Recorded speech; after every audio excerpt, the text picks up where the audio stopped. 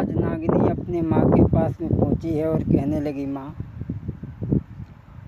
नागिनी माँ से कही रही है, मोई अमृत दिए मंगाई रे, मोई अमृत दिए मंगाई रे, मोई अमृत। नागिनी माँ से कही रही है री, मोई अमृत दिए मंगाई री, मोई अमृत दिए। नागिनी कहने लगी, माँ मुझे अमृत मंगा दो। जो ये बात नागिनी की सुनी तो माँ कहने लगी, बेटी अमृत तो मुर्दों को ज़रूरत पड़ता है, तुझे अमृत की क्या ज़रूरत है। नागिनी कहने लगी, माँ मैंने भगवान शंकर की तपस्या की, उन्होंने मुझे वरदान में मरा हुआ पति दिया है, मैं उसे घर लेकर के आई हूँ और मैं उसे अमृत से जिंदा करूँगी। मेरी मात बबुल से कही केरी, मोई अमृत दिए मंगाई री, मोई अमृत दिए। जो ये बात नागिनी ने सुनी, नागिनी कहने लगी, खामोश, उसे तू उठा करके लाइए फेंक दे। अगर तेरे पिता को पता चला तो वो तेरे साथ में मुझे भी नहीं ढीलेगा। नागिनी रोने लगी, कहने लगी, माँ मुझे वरदान में पति मिला है, मैं इसे नहीं फेंकूँ। नागिनी कहने लगी, बेटी अपना पति मुझे भी दिखा दे। जब नागिनी रोने लगी तो माँ कहने लगी, बेटी अपनो पति मोई दिखाई दे, मेरी दिल की लगी बुझाई दे री, मेरी दिल की लगी। अरे अपनो पति दिखाई के मेरी दिल की लगी बुझाई दे री, बेटी दिल की लगी। आज नागिनी कहने लगी, बेटी अपने पति को हमें भी दिखा। आज नागिनी लेकर के चली है अपने पति को दिखाने के लिए अपनी माँ को। तो नागिनी ने फिर समझाया, बेटी बेटी मेरी प्यारी, औमती तेरी कैसी भई बाबरी है, और मरे भय पे लली हमारी कैसी सिरनी हुई रही है। और जो पिता तेरो सुन ले, मारी बो दे संग में मोको। आज बार बार नागिनी ने रे हाई बेटी को समझायो।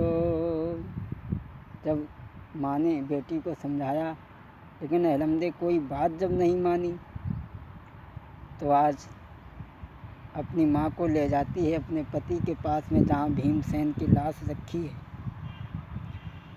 जो नागिनी ने देखा तो चकाचौंध रह गई और कहने लगी, बेटी तू चिंता मत कर, मैं तुझे अमृत तुम्हारे पिता से कह के मंगा दूंगी।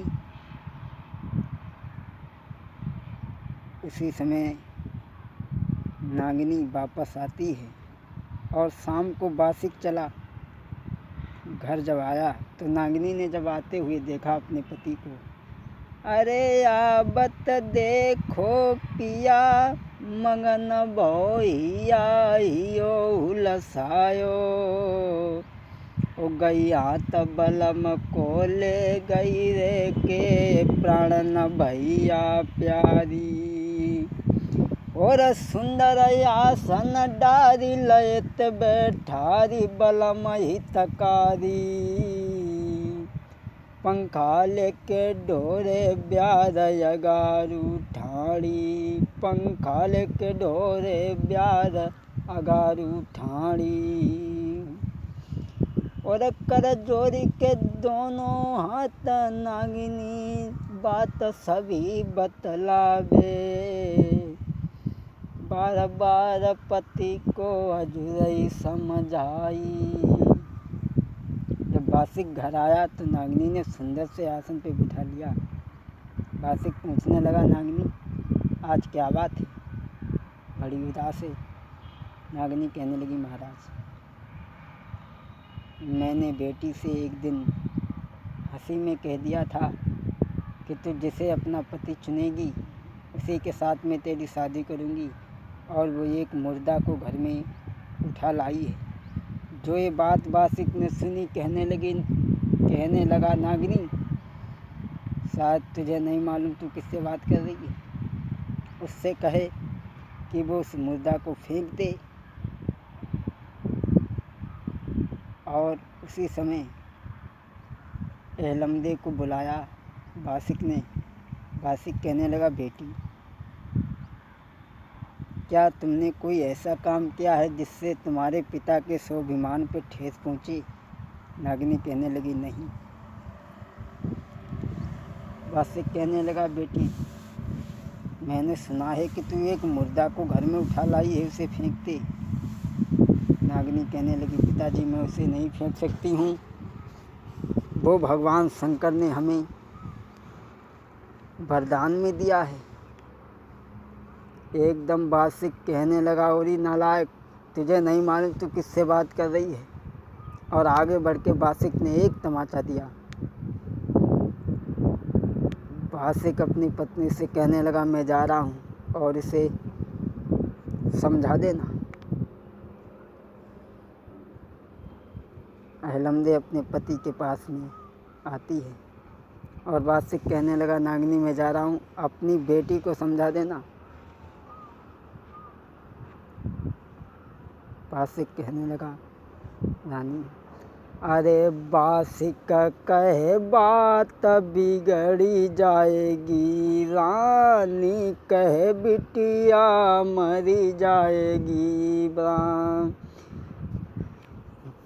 रानी कहे बिटिया मरी जाएगी, तेरे शीश बुराई धरी जाएगी तेरे। कहने लगी, मैंने बहुत समझाने की कोशिश की लेकिन वो नहीं मान रही है और कह रही है कि ऐसे हम चाहनार कहाँ जो आजू इन्हें कलियोर को चाहे फेंक दे, नैन निकाल दो गरयोर की ओर जो करे निगाहें। जो लो लाख मिले इनसे बढ़िया, नहीं को रहे नहीं को सराएं। जो लो दे रहे जग में तो लो हम प्रीत की रीत निभाएं। बासिक कहने लगा, मुझे इन सब बातों से कोई मतलब नहीं है, उस मुर्दा को फेंकवा देना वरना मैं उसके साथ साथ तुझे भी मार दूंगा। ये बात कह के बासिक पैरों को पीटता हुआ दरबार में चला गया। और इधर एलमदे भीम के पास में बैठ करके सर रख के रो रही है। ओ निरमोही पिया, कहने लगी, नागिनी आज तुम्हारे पीछे मेरे पिता ने मेरे गाल पे थप्पड़ मारा है।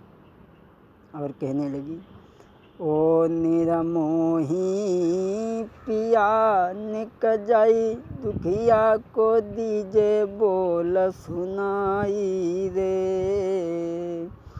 अरे तेरे पीछे मेरे बबुल ने मोया जो थप्पड़ मारो रे। तुम ऐसे बलम हुई गए के नहीं तुमने कोई शब्द उच्चारो है। नागिनी जब रो रही है भीम के पास में और इसी समय अरे आंसू डारो तो जब नागिनी ने सुनियो मित्र अगारू है। भीमसेन की लाश ने तब भर दो ददा हुंकारो रे। हुंकारो भरो जब भीमसेन ने नागिन को भरोसो गवाई है। तब है नागिनी ने आई के पीछे से बिटिया को लो समारी है। जब हुंकारा भरा तो विश्वास हो गया अलमदे को। तभी नागिनी ने आकर के पीछे से पकड़ा, कहा बेटी पागल मत हो, मैं तेरे पति को जिंदा करवाऊंगी और मैं तुझे अमृत लाने की अकल बताऊंगी। इसी समय नागिनी कहने लगी बेटी चिंता मत कर। इसी समय नागिनी ने एक महलों में गेंद बनाई है। कही बेटी ये गेंद अपने पिता के दरबार में जाकर के खेलो। कहीं समझ आई लली मेरी प्यारी, और तो ही देऊंगी गेंद बनाई न मती घबराइए। महाराज खेलिए कुंड के पास में जाए, फेंक दिए बा कुंड में बाद में रोई रोई ले लीजिए गेंद। फिर अपने पति के मुख में न चोरी दिए बेटी लाई के। नागिनी कहने लगी चिंता मत करो, मैं तुम्हें गेंद बनाए दे रही हूँ, तुम गेंद को लेकर के जाओ और जहाँ अमृत का कुंड है वहाँ खेलो और हम उस कुंड में गेंद को फेंक देना। फिर रो रो करके दुनिया की धूल इकट्ठी करके गेंद ले लेना और अपने पति के मुख में निचोड़ देना, तुम्हारा पति जिंदा हो जाएगा। उसी समय उसने गेंद ली और सहेलियों को इकट्ठा किया। कहने लगी बहन चलो आज गेंद खेलने के लिए चलेंगे। एक सहेली कहने लगी कल उठाए लाई हती मरो मरा तो फेंक दो कि धरो। बोली बहन मैं बाद में बताऊंगी चलो। लड़कियों को लेकर के कुंड के पास में जब पहुंची, एक पहरेदार ने देखा, कहने लगा ये लड़कियों कहाँ जा रही हो? तुम्हें मालूम है राजा का सख्त आदेश है, यहाँ आना मना है। अमृत के कुंड को छूने का हक मुझे भी नहीं है, इसलिए यहाँ नहीं खेलो। एक पहरेदार कहने लगा छोड़ यार खेलने दे।